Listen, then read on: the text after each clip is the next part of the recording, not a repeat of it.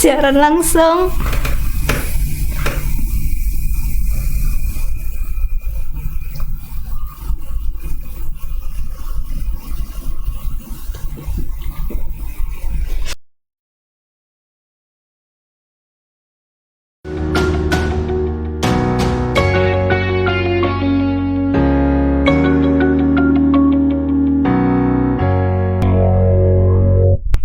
Assalamualaikum warahmatullahi wabarakatuh. Waalaikumsalam warahmatullahi wabarakatuh. Selamat sore Medan. Halo Tribuners, balik lagi di Selamat Sore Medan edisi 7 Februari 2022 ya Bang. Iya. Ya kan seperti biasa Selamat Sore Medan akan menghadirkan ke kalian Top 3 News Today. 3 berita yang paling banyak dibaca hari ini, yang paling buat heboh para Tribuners.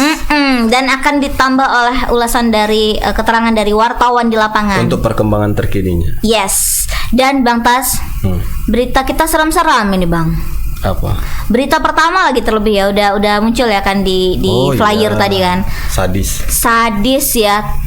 Ingatlah Tribuners ya bahwa kasus yang kemarin penemuan jenazah wanita ya di area persawahan, dan ternyata pelaku pembunuhan terhadap Imelda, ingat dong namanya Imelda ya, gadis berusia 20 tahun ini, oleh pelakunya inisial MBS berusia 16 tahun. Ya, korban sepertinya suka dengan yang muda ya. Iya, berondong ya. Tapi ya udah boleh gitu Bang. Udah meninggal orangnya. Oke. Dan pelaku mengaku menyesal nih Bang Tas setelah melakukan pembunuhan. Sebenarnya kebanyakan sih pasti menyesal ya. Iya. Psikopat yang nggak nyesal ya Bang. Karena saat itu mungkin gelap mata, emosi memuncak, nggak sadar. Setelah itu pastilah menyesal. Iya. Dan MBS ini 16 tahun, pelajar kelas 1 SMA Bang. Dan saat itu hanya bisa tertunduk di depan polisi yang saat itu konferensi pers di Mapolresta Deli Serdang hari ini, Senin 7 Februari. Iya, kau nggak tahu betapa sakitnya hati seorang ayah, orang tuanya, iya, anak gadisnya ya.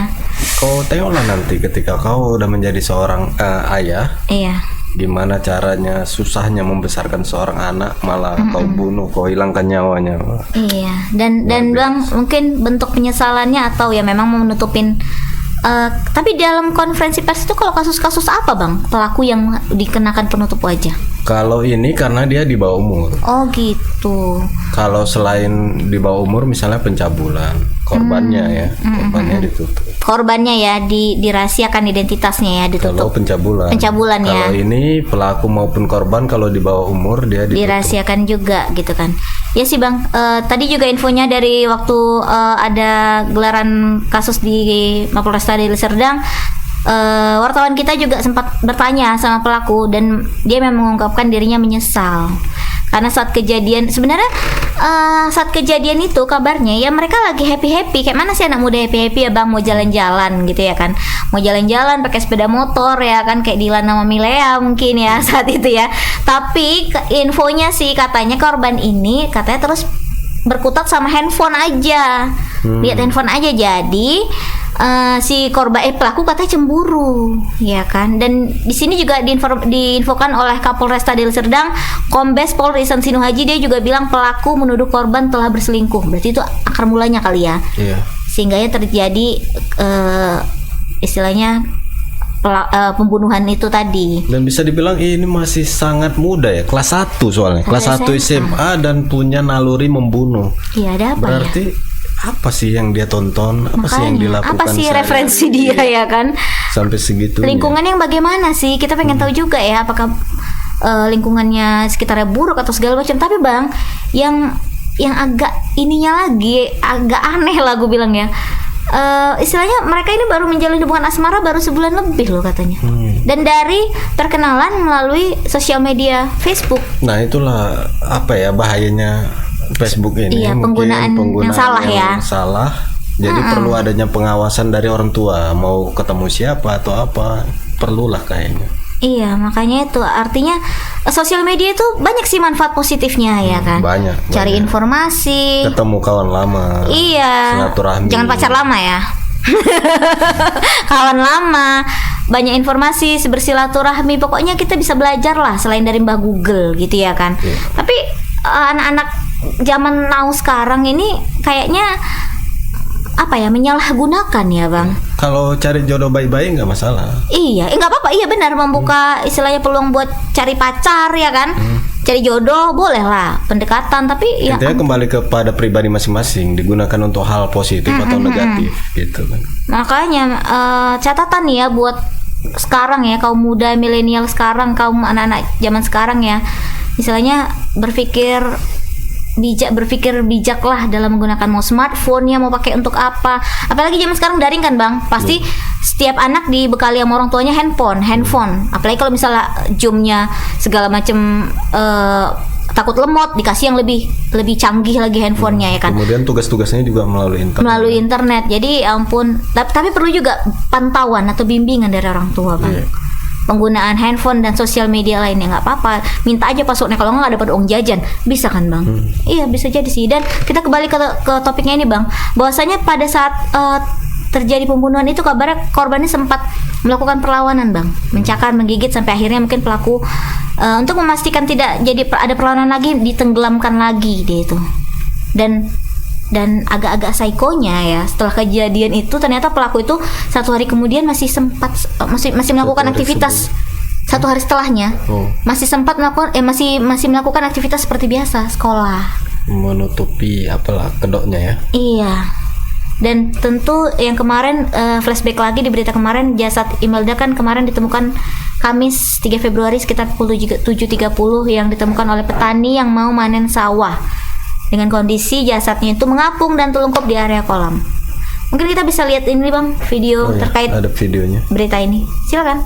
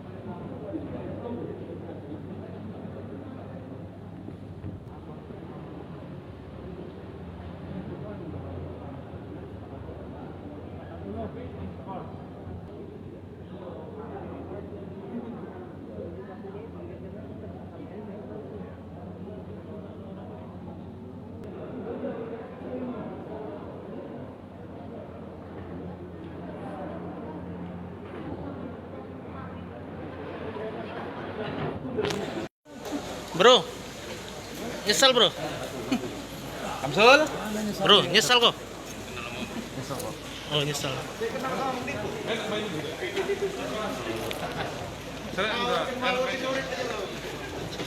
Bro, kenapa kau bunuh? Ah bro, kenapa kau bunuh? Kesal, Pak. Hah? Kesal. Kesal. Udah pernah? Kok gampang kali kau bunuh? Udah pernah rupanya kau? Hah? Oh, udah pernah melakukan apa? Belum. Memang pacarmu dia? Iya, Pak. Iya. Udah berapa lama kalian jadian? 2 bulan, Pak. 2 bulan. Nah, tadi bang suasana konferensi persnya ya. Ada barang bukti segala ya bang. Ya, sepeda motor Atau ada apa lagi ya bang? Pakai alat kah dia? kalau dari keterangannya kan ditenggelamkan Tenggelamkan aja ya? di sungai. Tapi untuk lebih jelasnya kita Tanya ke wartawan langsung. Tanya Indra Dengan yang sudah Bang ada di Indra. lapangan. Halo. Iya. Sorry. Selamat sore Bang Indra, suara kita kedengaran jelaskah di sana? Sore Yuta, Bang Tajri. Ya, Indra, mungkin bisa dijelaskan kronologi hingga akhirnya pelaku ini tertangkap. Ya, terima kasih. Jadi terkait penemuan mayat yang ada di area persawahan Desa Araskabu, Kecamatan Beri, Kabupaten Serdang, akhirnya terjawab. Dan sosok pembunuh Imelda, gadis asal desa Palusi Baji, Kecamatan Kabupaten Deli Serdang itu adalah MSB. Ini adalah merupakan pacar korban yang baru, menurut pengakuan tersangka ini, mereka baru jadian sekitar 2 bulan lalu. Jadi aksi pembunuhan yang dilakukan oleh pelaku ini dilakukan pada Rabu malam, di mana sebelum terjadi pembunuhan ini pelaku terlebih dahulu menghubungi korban sekitar pukul 5.17. Jadi pelaku menghubungi untuk mengajak jalan-jalan. Jadi setelah pertemuan termasuk di rumah korban ini, selanjutnya sekitar pukul 20 WIB ini pelaku langsung mengajak korban ini pergi jalan-jalan menggunakan sepeda motor. Jadi berdasarkan keterangan Kapolresta Deli Serdang itu Kombes Pol Irsan Sinuhaji, jadi sempat terjadi cekcok pada saat mereka pada saat mereka jalan-jalan itu terjadi karena memang korban ini pada saat jalan-jalan menggunakan sepeda motor ini terus fokus menggunakan handphone, sehingga membuat pelaku ini tersalut emosi, mengingat dari awal mereka berangkat ini korbannya ini terus menggunakan handphone saja. Jadi pada saat itu melihat hal itu, ini pelaku ini menuduh korban ini berselingkuh karena terus-terusan memegang handphonenya. Jadi meski mereka cekcok, namun berdasarkan keterangan dari Kapolres, dari hasil pemeriksaan sementara itu pelaku dan korban itu sempat melakukan hubungan suami istri di areal persawahan. Artinya setelah terjadi cekcok itu keduanya ini sempat kembali mesra, artinya seperti itu. Namun meski sempat mesra, namun si pelaku ini masih menyimpan dendam, sehingga pada saat perempuan korban ini memakai pakaiannya, ini langsung seketika itu juga pelaku mendorong korban ke areal galian. Jadi pada saat itu langsung didorong, dan kemudian ini pelaku turun juga ke dalam air, langsung dilakukan korban ini langsung dibenam. Pada saat itu sekitar 5 menit kemudian ini korban tewas, dan kemudian pelaku ini kabur dari lokasi. Untuk barang bukti bisa saya jelaskan, saat ini pihak kepolisian ini sudah mengumpulkan berbagai barang bukti, termasuk sepeda motor pelaku yang digunakan pada saat itu untuk jalan-jalan. Kemudian juga ada perhiasan. Jadi perhiasan milik korban ini berupa cincin ataupun kalung ini masih ditemukan saat di lokasi. Seperti itu, Yuta dan Bang Tajli. Apakah ada dari barang bukti tersebut, apakah ada barang korban yang dibawa oleh pelaku? Untuk barang ini tidak ada, yang berdasarkan informasi yang kita terima ini memang tidak ada, karena memang motifnya ini hanya cemburu dan kesal terhadap korban. Jadi pada saat itu bisa saya sedikit tambahkan, korban dan pelaku ini sempat saling curiga. Karena memang jadi bukan hanya pelaku yang mencurigai korban yang terus main handphone, tapi korban juga ini sempat sebaliknya juga mencurigai kalau pelaku ini telah berselingkuh. Hal ini lantaran handphone yang dipegang oleh pelaku pada saat itu tidak diperkenankan untuk diperiksa oleh korban. Jadi kalau untuk motif perampokan dan lainnya itu tidak ada sama sekali. Oke, Bang Indra, kalau boleh tahu orang tua dari korban apakah mengetahui hubungan asmara mereka berdua atau tidak? Jadi saya sebelumnya sempat mewawancarain orang tua korban atas nama Bapak Sofyan. Ini pada saat itu dia hanya mengenal hubungan anaknya itu pacaran dengan warga desa lain, artinya bukan sama pelaku MSB ini. Jadi memang MSB ini belum dikenal dekat oleh keluarga, termasuk juga oleh abang-abang dari korban. Berdasarkan pengakuan keluarga, pelaku ini juga baru sekali datang ke rumah menjemput pada malam itu, pada malam Rabu malam. Namun ketika samperin itu pelaku ini menolak untuk ditemui. Jadi dia sempat datang menjemput korban di depan rumah menggunakan motor. Namun ketika disamperin oleh abangnya yang ingin mengetahui sosoknya yang menjemput, ini pelaku diri ini keberatan dan menghilang pada saat itu. Namun ketika korban keluar rumah bersama tetangganya, ini pelaku ini kembali datang, hanya saja tidak menaiki sepeda motor yang dibawa pelaku di depan rumah, seperti itu. Oh, terus Bang Indra, mengenai dengan ditangkapnya pelaku ini, apa tanggapan dari keluarga korban? Ya, sampai sejauh ini kita belum berhasil mengontak dari pihak keluarga. Hanya saja sebelumnya pihak keluarga telah menegaskan mereka berharap agar pelaku mudah bisa ditemukan, karena memang mereka berpendapat orang yang melakukan pembunuhan adalah orang dekat. Terkait hukuman, pihak keluarga meminta agar pelaku bisa dikenakan sanksi yang seberatnya. Dalam hal ini kepolisian ini berencana menjerat korban, maksud saya menjerat pelaku dengan pasal 340 subsidiar 338, artinya diutamakan juga pelaku pembunuhan. Memang ada perencanaan pembunuhan seperti itu. Oke, mungkin kita perlu tahu juga ya Bang Tajil, keseharian dari pelaku ya. Dan korban sih sebenarnya, keseharian dari korban ini kan terpaut angka umur yang jauh gitu. 4 Apa sih tahun gitu. aktivitas korban sehari-hari? Apakah masih mahasiswa atau sudah bekerja, Indra? Ya, berdasarkan pengakuan pihak keluarga, ini untuk sosok korban sendiri sehari-hari dia hanya bekerja di salah satu rumah makan yang ada di Kecamatan Pantai Labu. Jadi jarak antara korban dengan pelaku, mereka berpacaran. Meski mereka berpacaran, namun untuk usia memang jauh berbeda. Untuk pelaku usianya masih 16 tahun.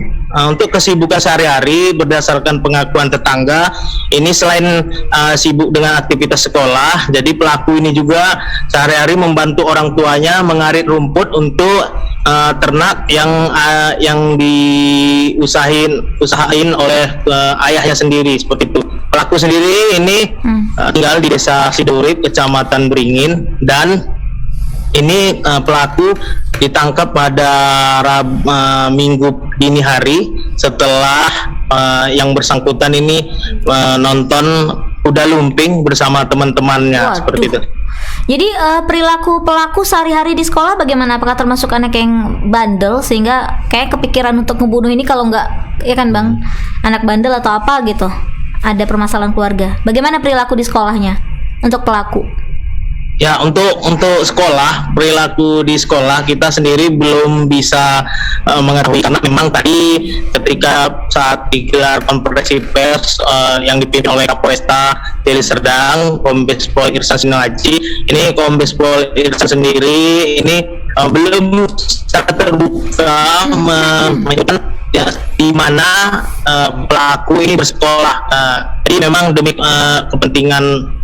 kepentingan anak, jadi pihak kepolisian sendiri masih menyembunyikan di mana pelaku ini bersekolah, seperti itu. Namun berdasarkan pengakuan tetangga yang kita dapat, pelaku ini kesehariannya tergolong lumayan baik, karena memang sehari-hari dia rela setelah pulang sekolah ini mengarit rumput untuk ternak yang dimiliki oleh orang tuanya, seperti itu. Membantu orang tuanya. Oke. Yang terakhir, Indra, mungkin Tribuners akan bertanya-tanya, tadi tersangka dikenakan pasal pembunuhan berencana. Nah, aspek apa yang diungkapkan polisi sehingga menjerat tersangka dengan pasal pembunuhan berencana? Ya, pembunuhan rencana pasal 340 ini dikenakan kepolisian karena memang sempat jadi itu rencana untuk membunuh korban ini bukan semata-mata pada saat itu. Jadi ketika cekcok itu sudah yang pelaku ini sudah geram, hanya saja bisa membujuk, masih bisa membujuk korban untuk melakukan hubungan suami istri. Nah, dari rentang waktu membujuk dan kejadian itu ada selang waktu. Jadi ada beberapa rencana memang yang sudah disiapkan oleh pelaku. Jadi ketika korban ini memakai baju, langsung direncanakan untuk disungkurkan ke dalam air dan langsung dibenam. Jadi antara marah dan mesra kembali dan kemudian dijatuhkan ke dalam kolam, itu ada jeda waktu yang memang sengaja dipersiapkan oleh pelaku itu. Oke. Terima kasih Indra laporannya. Terima kasih Bang Indra informasinya. Selamat bertugas kembali. Selamat sore. Selamat sore. Siap. Itu Bang. Ternyata kisruhnya, kalau kemarin ada kisruh drama keluarga, ini drama percintaan ya. Iya. Banyak di komen Bang. Salah satunya bilang ini kan terkait perselingkuhan ya. Iya. Jangan terlalu serius hidup ini, dunia tidak selebar daun kelor, mati satu tumbuh seribu, putus selingkuh masih banyak yang lain. Jadi masalah sepele jangan main bunuh. Ya Iya, juga apalagi sih. masih seumur jagung ya bisa Iya, dibilang masih kan. anak-anak. Perjalanan masih panjang. Lagian kalau dilihat kalau dari keterangan wartawan kita tadi kan Bang, bahwasanya si pelaku ini adalah orang yang mau membantu orang tuanya. Artinya kupikir kayaknya kayak nggak masuk akal kalau dia melakukan Masih perbuatan ada jiwa keji. kemanusiaannya ya. Iya kan, kayak aduh, apakah ya namanya bisikan setan sih itu ya. Termasuk Iya. melakukan hubungan suami istri tidak sah ya. Itu juga waduh, udah sampai ke taraf itu ya. Banyak sih yang komen-komen kita bilang Bang, intinya perlu pantauan orang tua mengenai gadget segala macam, karena anak zaman sekarang kok kayak melakukan hubungan suami istri itu sudah kayak Hal yang lumrah ya. iya, hal yang lumrah. Aduh, jangan amit-amit ya. Oke, itu tadi Bang, pelajaran buat kita semua tentunya ya. Mau orang tua, mau anak juga ya. Pelajaran buat kita untuk mawas diri lah Iya. dari siapapun. Oke, Kita masuk ke yang berita kedua. Nah, ini lagi Bang, agak berita tidak mengenakan juga ya, karena kemarin yang ada kejadian ya Bang, atas nama Tunggul Siegian masuk ke jurang. Iya. Nah, dan sekarang ini perkembangannya masyarakat lagi Masih menunggu melakukan pencarian. Iya, lagi masih menunggu apakah hasil tim pencari korban yang terjun ke jurang Tunggul Siagian ini udah sampai ke pencarian keempat katanya. Iya, karena medannya sangat ekstrim ya di Iya, jurang kayak dan gitu ya. petugas mengaku kesulitan. Iya, karena istilahnya dari pencarian sebelumnya tidak menghasilkan apa-apa, mungkin memperluas medannya ya Bang ya. Iya, Pencarian. dan udah diturunkan juga katrol kan untuk mengangkat mobilnya dulu gitu kan. Iya, alat Tapi berat pakai belum katrol juga- kawat Belum juga bisa menyangkut. pada mobil yang diduga milik korban. Jadi kita istilahnya kalaupun nanti orang Basarnas turun, khawatir terlalu berisiko kali ya Bang. Iya. Kayak sampai alat berat pun sudah diturunkan ya, tapi misalnya belum menghasilkan Membuahkan hasil. membuahkan hasil apa-apa gitu. Terus dan tetap Bang, orang Basarnas juga tidak mudah menyerah. Pokoknya besok juga akan dilakukan pencarian hari Selasa besok, dan kemungkinan mereka akan melakukan metode lain katanya dalam pencarian korban tersebut. Karena akan menyusuri sungai dari hilir menuju hulu dan melihat secara seksama apakah kemungkinan korban itu mengapung di aliran air sungai tersebut, ya kan?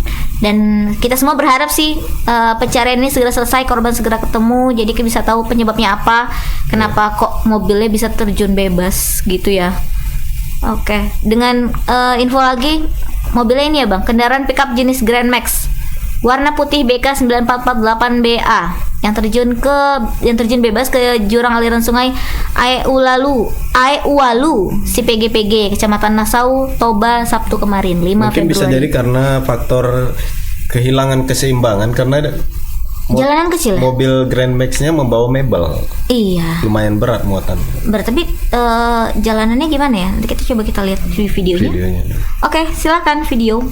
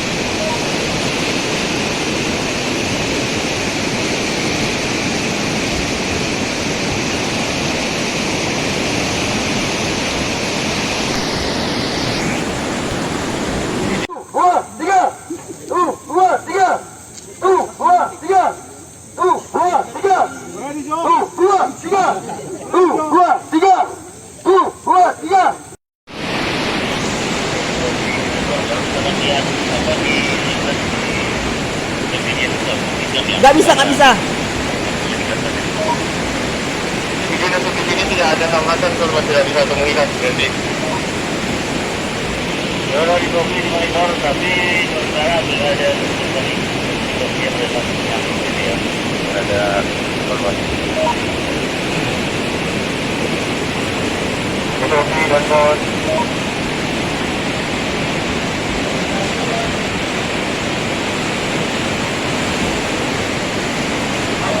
Oke, itu persiapan. persiapan naik. Lepas. Udah. Jagarmu lepas.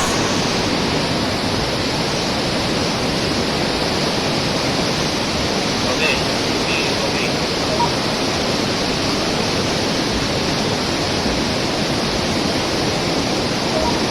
Thank you, satu, dan bos. Ambil. Nah, itu situasi Serem ya. situasi Dengan pencariannya, Bang. tebing yang sangat curam, air yang keruh dan deras, susah. untuk Tapi kita lihat tadi pemandangan masyarakat yang ikut membantu, Iya. ya kan, bekerja sama-sama Basarnas supaya cepat terangkat ya mobilnya itu ya, Bang ya. Ngangkat, kayaknya narik mobilnya gitu ya.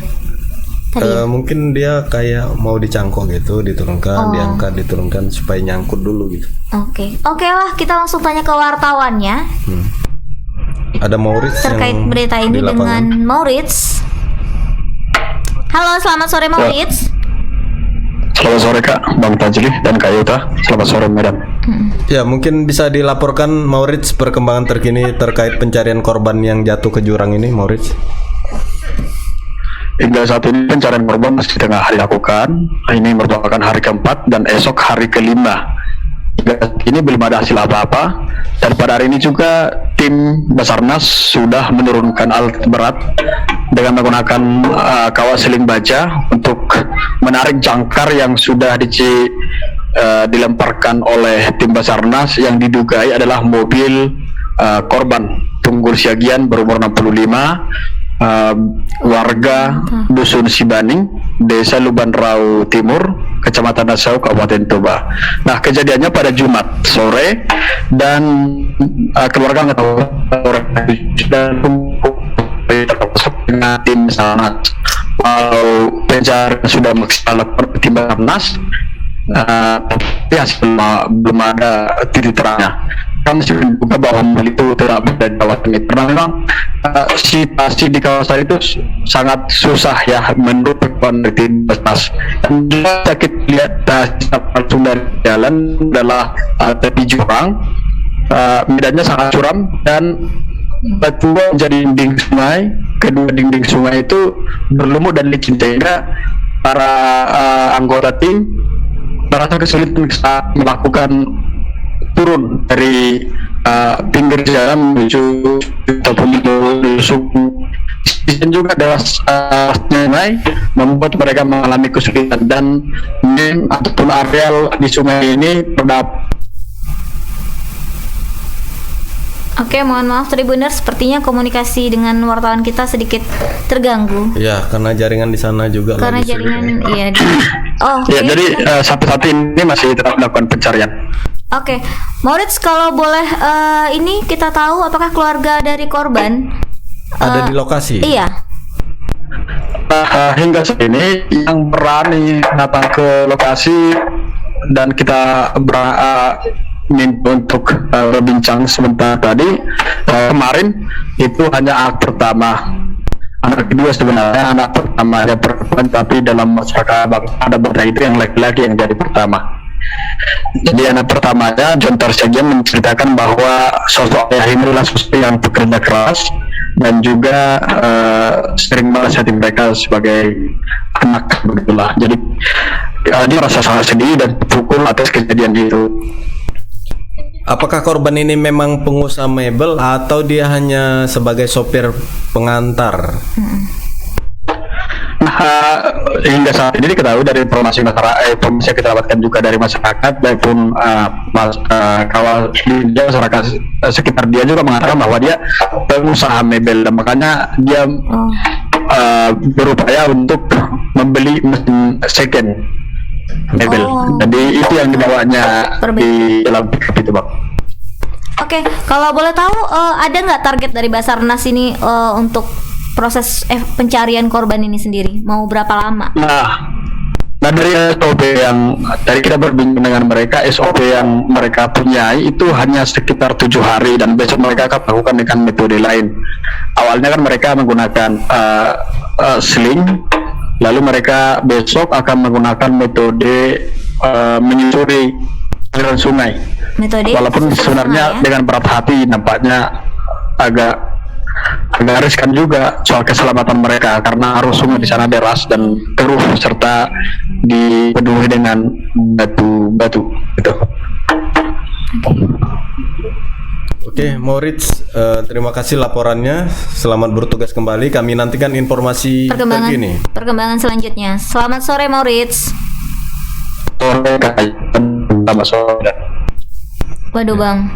SOP-nya 7 hari. Ini besok hari kelima.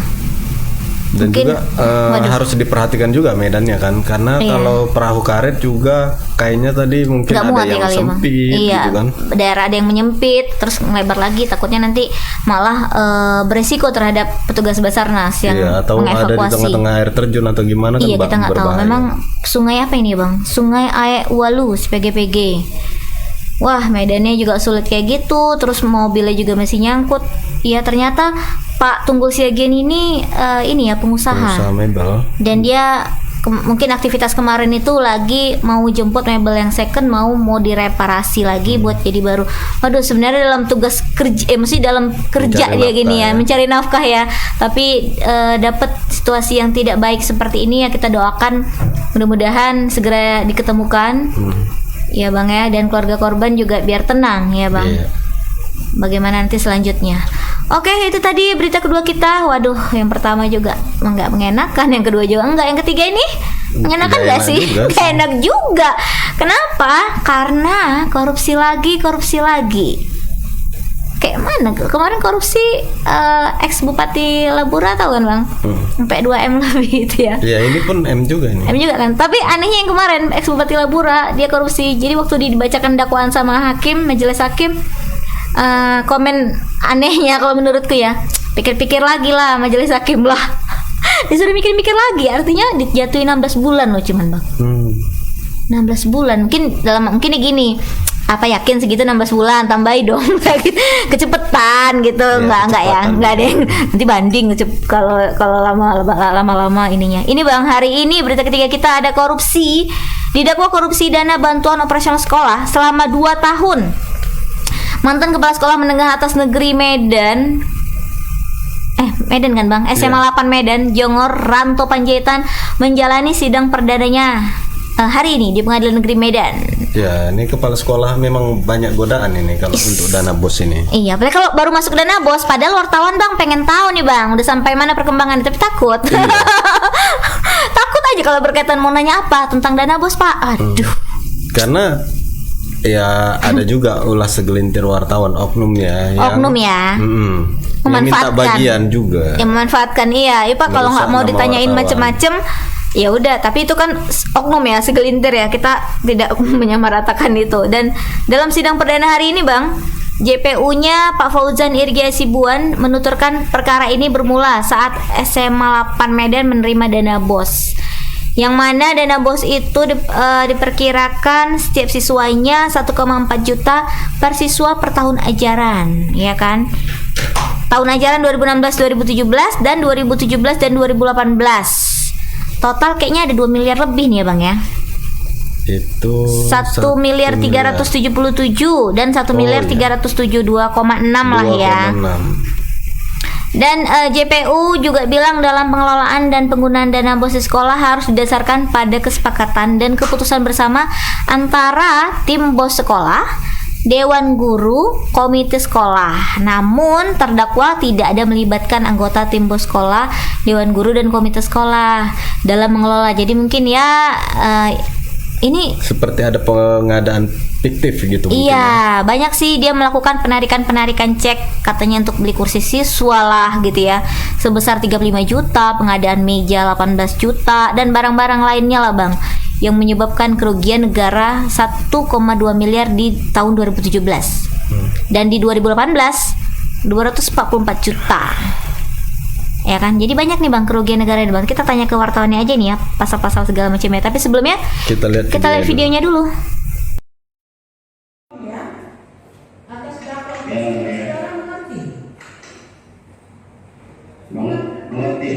Eksepsi. Apa yang dilakukan? Iya. Ini sebesar 1.458.883.700 bahwa perbuatan terdakwa tersebut sebagaimana diatur yang pidana dalam pasal 2 ayat 1 junto pasal 18 Undang-Undang Tindak Pidana Korupsi. Subsidi perbuatan terdakwa sebagaimana diatur dengan pidana dalam pasal 3 junto pasal 18 Undang-Undang Tipikor. Medan 7 Januari 2022 dan pada tanggal 5. Nah, itu pembacaan dakwaan dari JPU ya Bang, Iya, jaksa penuntut JPU. umum ya. Masih tahap pertama lah. Iya, Tahap masih sidang pertama perdananya. Oke, kita langsung ke wartawan kita Ya, dengan untuk Gita. menanyakan Nah, terkait berita. halo Gita, selamat sore. Selamat sore di studio.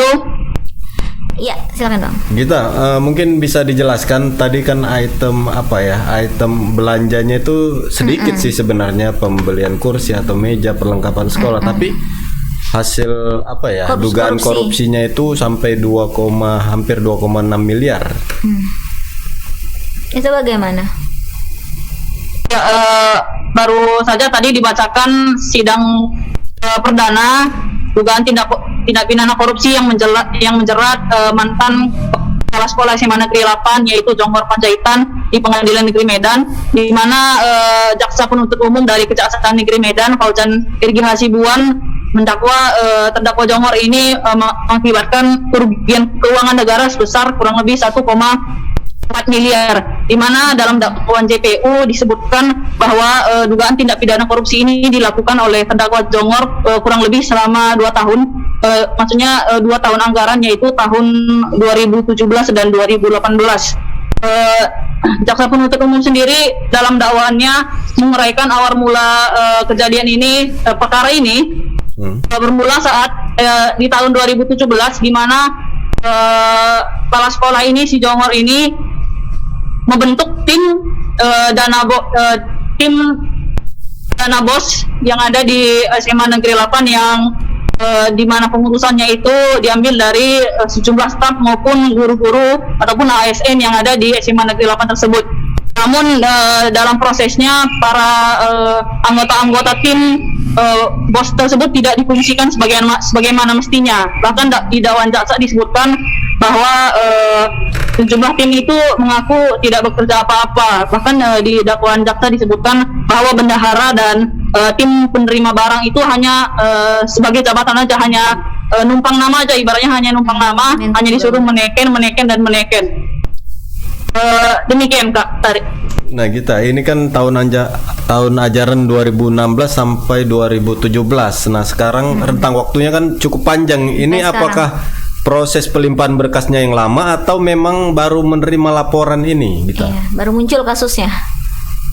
Ya memang berdasarkan dakwaan jaksa penuntut umum menyebutkan bahwa tim audit dari Inspektorat Sumut itu baru melakukan pengauditan terhadap dana bantuan sosial dan dana BOS ini di tahun 2021, dan di tahun itu juga ditemukan beberapa item barang dan jasa di pengadaan barang dan jasa BOS yang ada di SMA Negeri 8 ini yang tidak diyakini keberadaannya, seperti pengadaan kursi, pengadaan meja, serta sejumlah pengadaan barang-barang lainnya yang di dakwaan jaksa ternyata tidak ada. Namun dalam laporannya terdakwa Jongor ini menyatakan bahwa sudah membelikan uang-uang BOS tersebut terkait untuk mengadakan pengadaan barang-barang yang ada di SMA tersebut.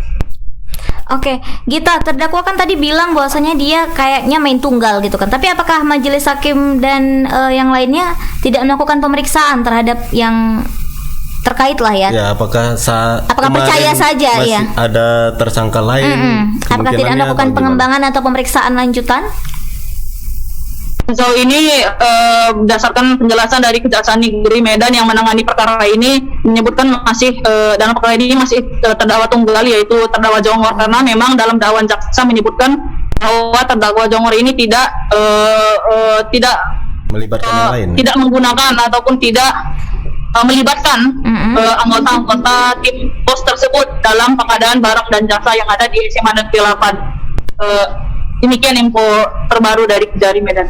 Nah, terdakwa ini sudah menjabat berapa lama menjadi kepala sekolah di SMA 8? Berdasarkan dakwaan jaksa disebutkan bahwa terdakwa Jongor sudah menjabat sebagai kepala sekolah sejak tahun 2016.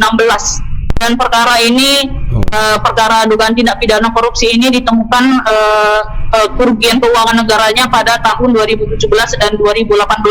Demikian. Oh, gitu. Oke, Gita, ini kan baru sidang perdana. Untuk lanjutan sidangnya agendanya kapan nih? Baik, tadi usai jaksa penuntut umum dari Kejari Medan membacakan dakwaan, penasihat hukum terdakwa menyatakan akan membuat eksepsi ataupun nota keberatan terhadap dakwaan jaksa, sehingga majelis hakim kemungkinan minggu depan akan melanjutkan sidang dengan agenda nota keberatan atau eksepsi dari penasihat hukum terdakwa, Pak. Nah, sebelumnya terdakwa ini sudah ditahan atau masih tahanan kota? Terdakwa Jongor sendiri sudah ditahan sejak bulan Juli 2020. Ya, sejak